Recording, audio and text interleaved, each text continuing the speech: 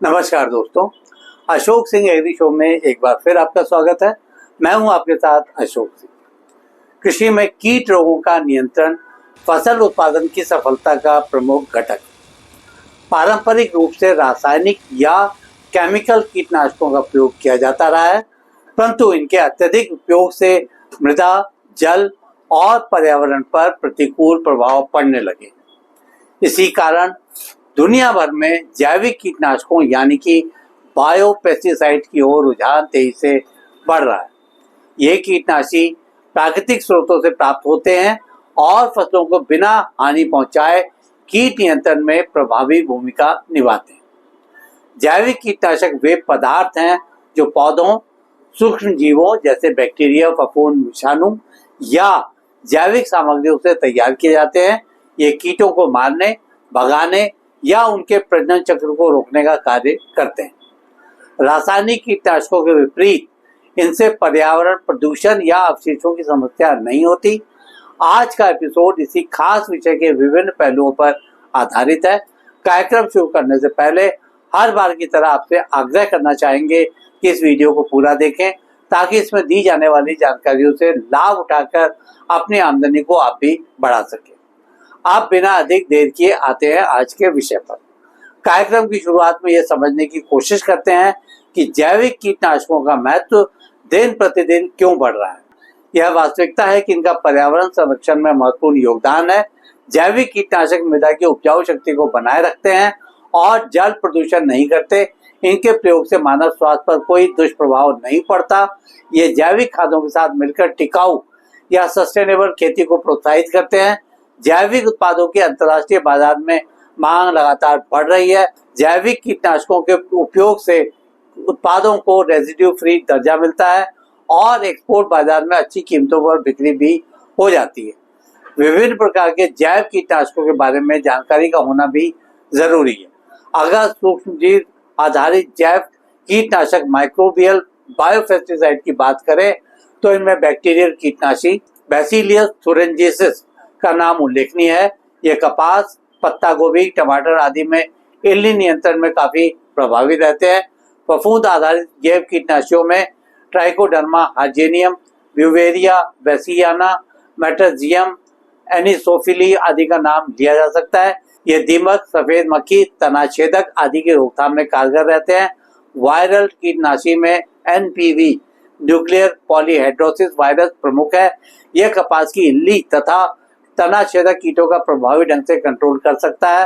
अब बात करते हैं वनस्पति आधारित जैविक कीटनाशकों की, यानी कि बॉटेनिकल पेस्टिसाइड्स के बारे में। नीम तेल या नीम बीज अर्क, नीम ऑयल या नीम सीड एक्सट्रैक्ट अधिकांश रस चूसक कीटों के लिए प्रभावी रहता है। इसी तरह से धतूरा, करंज, तुलसी, लहसुन, अदरक, अर्क आदि कीटों को भगाने या अंडे देने से रोकने में सहायक होते हैं। इसी क्रम में फेरोमोन ट्रैप का भी उल्लेख किया जा सकता है। इसमें कीटों के नर मादा को फेरोमोन के माध्यम से आकर्षित कर कीट नियंत्रण किया जाता है। इसमें हेलिकोवर्पा आर्मीजेरा और स्पोडोप्टेरा लिटोरा जैसी इल्ली प्रजातियों पर नियंत्रण संभव है। जैविक कीटनाशक कीटों के जीवन चक्र पर विभिन्न स्तरों पर कार्य करते हैं। जैसे ये कीटों की भूख कम करते हैं या उन्हें पौधे से दूर रखते हैं, उनके पाचन तंत्र को प्रभावित कर मृत्यु का कारण बनते हैं। कुछ सूक्ष्मजीव कीटों के शरीर में परजीवी बनकर उन्हें नष्ट करते हैं तथा फेरोमोन ट्रैप के माध्यम से कीटों के प्रजनन को रोक देते हैं। दुनिया भर में जैविक कीटनाशकों का बाजार 2024 तक लगभग 10 अरब अमेरिकी डॉलर से अधिक का हो चुका है। अमेरिका, यूरोप, चीन और ब्राजील जैसे देशों में रासायनिक कीटनाशकों पर निर्भरता घटाने के लिए बड़े पैमाने पर नीतिगत कार्यक्रम पर अमल किया जा रहा है। भारत में भी जैविक कीटनाशकों का उपयोग तेजी से बढ़ रहा है। सरकारी तौर पर राष्ट्रीय जैविक कृषि मिशन और पर्यावरणीय खेती योजनाओं के अंतर्गत किसानों को ट्रेनिंग और अनुदान दिया जा रहा है। आंध्र प्रदेश, महाराष्ट्र, मध्य प्रदेश, राजस्थान और तमिलनाडु जैसे राज्यों में जीरो बजट नेचुरल फार्मिंग और परंपरागत कृषि विकास योजना के अंतर्गत जैविक कीटनाशकों के प्रयोग को प्रोत्साहन दिया जा रहा है। यहाँ यह भी बताना चाहेंगे कि घर पर भी बड़ी आसानी से स्थानीय संसाधनों की मदद से जैविक कीटनाशक बनाए जा सकते हैं।